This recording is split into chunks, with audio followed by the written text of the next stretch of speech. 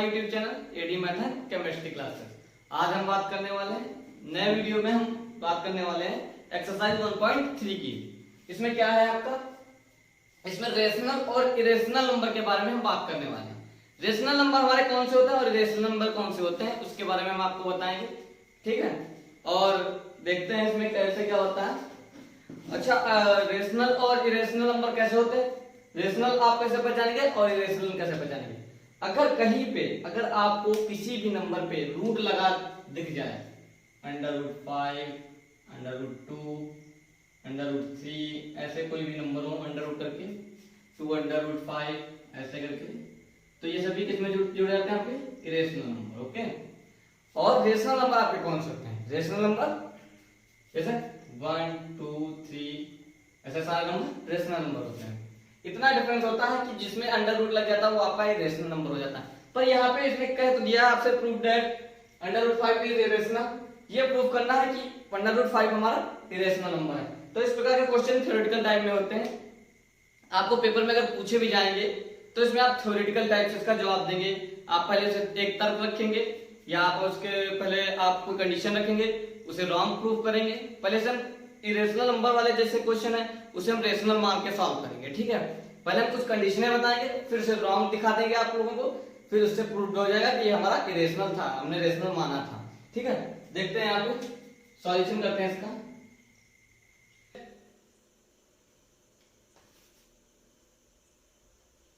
√5 is rational, okay, ये हम check कर लेंगे। Then we can find two integer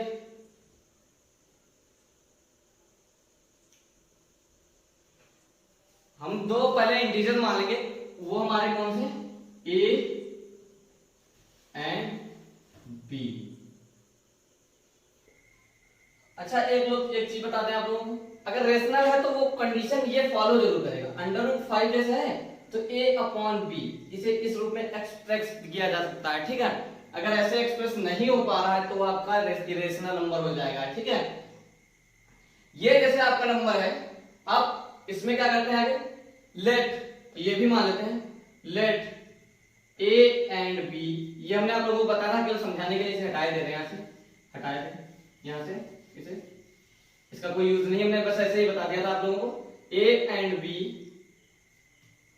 have a common factor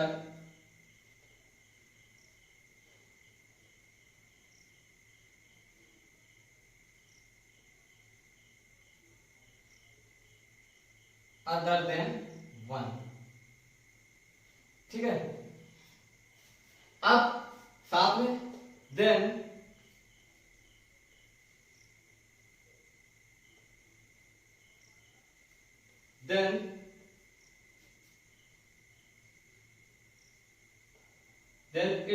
then it can divide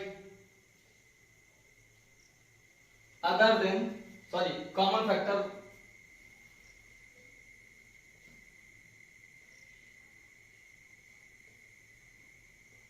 अगर ये कंडीशन फॉलो होती है तो ये a और जो आपके b है इसमें एक कॉमन फैक्टर आएगा अदर देन 1 के अलावा एक कॉमन फैक्टर आना चाहिए, ठीक है। और पर ये तो इरेशनल है तो इसमें कॉमन फैक्टर आएगा, पर यहाँ पे ये a और b यहाँ पे कैसे नंबर है, हम मान लेते हैं कि assume that, ये assume that का मतलब हम मानना है, लेट कर लेते हैं assume that a and b are co-prime number. हमने मान लिया कि a और b हमारा कोई को-प्राइम नंबर है, ठीक है।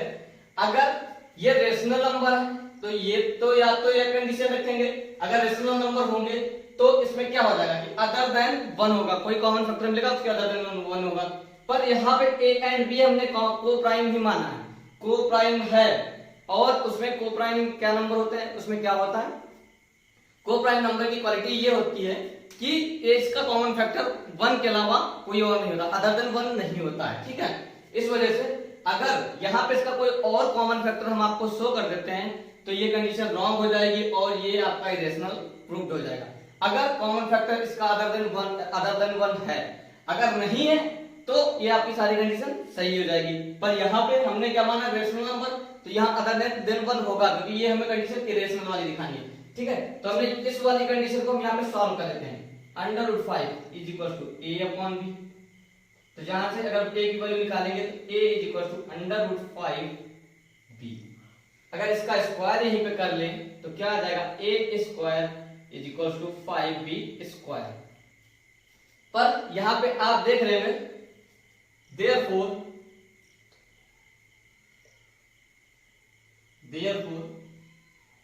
a² is divisible by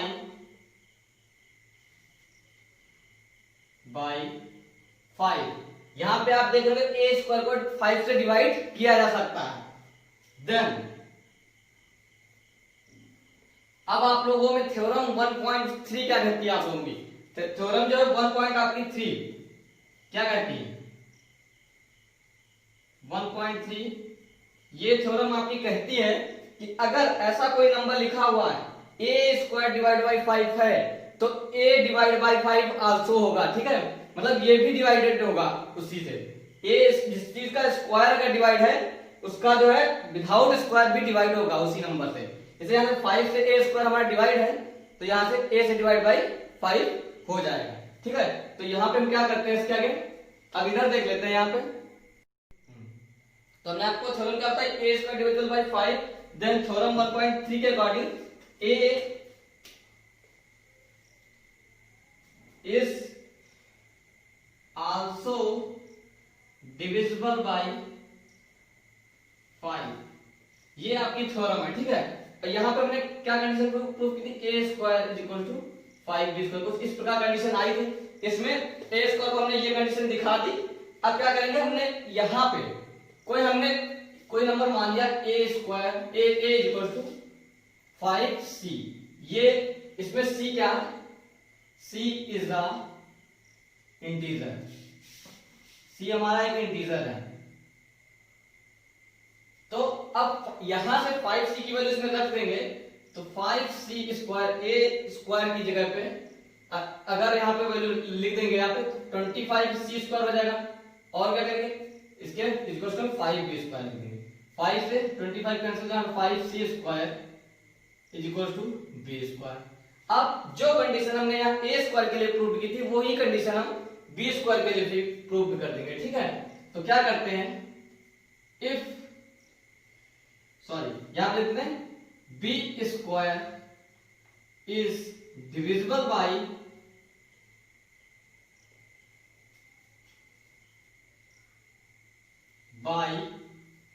divisible by 5। Then theorem 1.3 जो है आपकी, उसी के अकॉर्डिंग क्या हो जाएगा, b is also divisible by 5। ठीक है, अब we can find, अब यहां पे हम देख रहे होंगे कि एक कॉमन फैक्टर आ रहा है कि a जिस चीज से डिवाइडेड बाय 5 है, ठीक है, मतलब a 5 से डिवाइड है, ठीक है, उसी से आपका b² भी डिवाइड। तो इसका कॉमन फैक्टर है क्या आ गया, we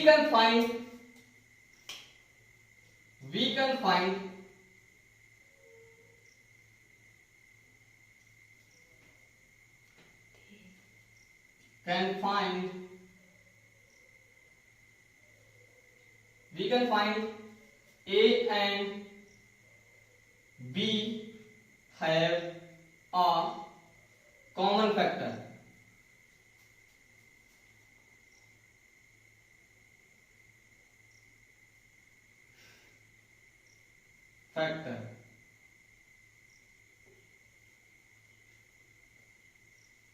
कॉमन फैक्टर एस 5, इसका एक कॉमन फैक्टर 5 है। पर हमने कंडीशन शुरू में बताई थी एज्यूम दैट, एक लाइन ध्यान रखिएगा आप लोग, मैंने शुरू में बताई थी एज्यूम दैट हमने क्या बताया था, a and b is a को प्राइम नंबर। को प्राइम नंबर अगर होते हैं तो उसका कोई कॉमन फैक्टर नहीं आना चाहिए a के अदर देन। पर यहाँ पे 5 एक जो है कॉमन फैक्टर आ रहा है, इस वजह से आपकी कंडीशन रॉन्ग प्रूव हो जाती। तो this contradict the fact, fact क्या है कि को प्राइम नंबर कोई भी जो है ये कंडीशन रखता ही नहीं कि अदर देन 1 के अलावा उसका कोई कॉमन फैक्टर होना चाहिए, पर यहाँ पे ये 5 आ रहा है, इस वजह से ये हमारी कंडीशन रॉन्ग प्रूव हो जाती है और ये हमारा रेशनल नंबर नहीं होगा। ठीक है, तो the fact that A and B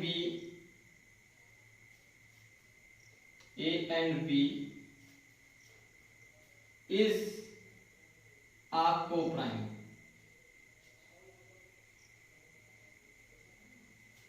So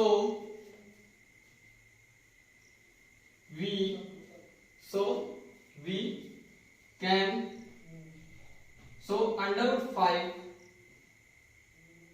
cannot be expressed under root 5 is equals to A upon B, ये कंडीशन एक्सप्रेस नहीं कर रहा और इट कैन बी सेट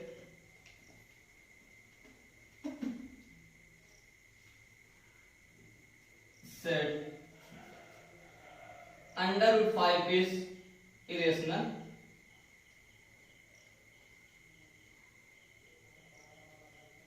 ठीक है, इसमें हमने क्या किया,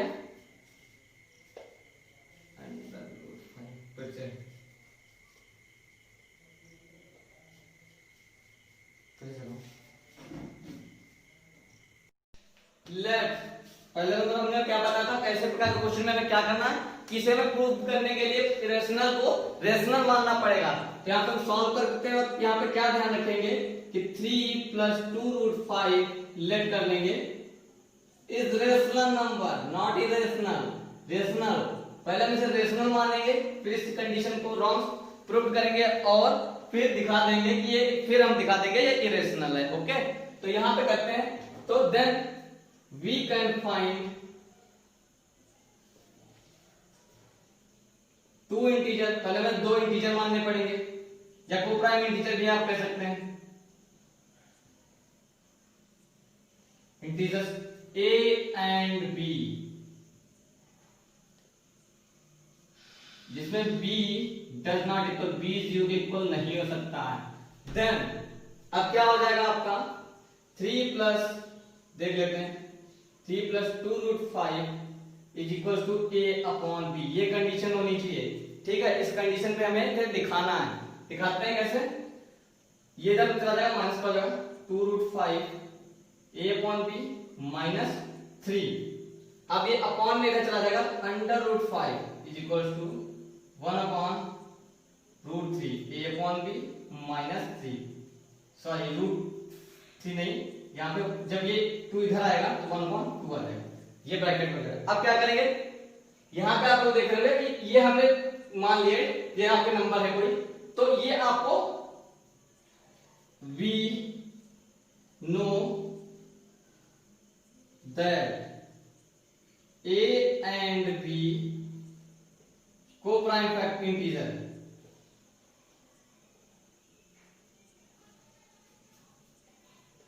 co-prime integer, अगर ये co-prime integer है तो 1/2 A upon B -3 is will also be rational, क्योंकि हमने इसे रेशनल माना है तो ऊपर से रेशनल से लेके चल रहे हैं। ठीक है, देयरफॉर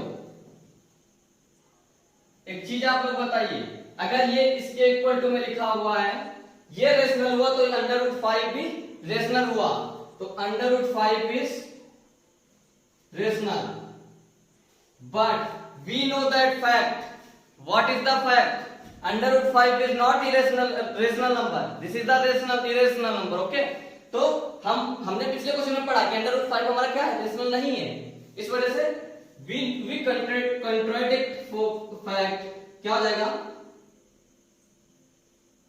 fact that, ये हम सच्चाई जानते हैं पहले से। क्या सच्चाई है इसकी? कि √5 is not a rational number, not a rational. Therefore, ये भी आपका इरेशनल हुआ, इसलिए हम लिख देंगे यहां पे, इधर लिख रहे हैं therefore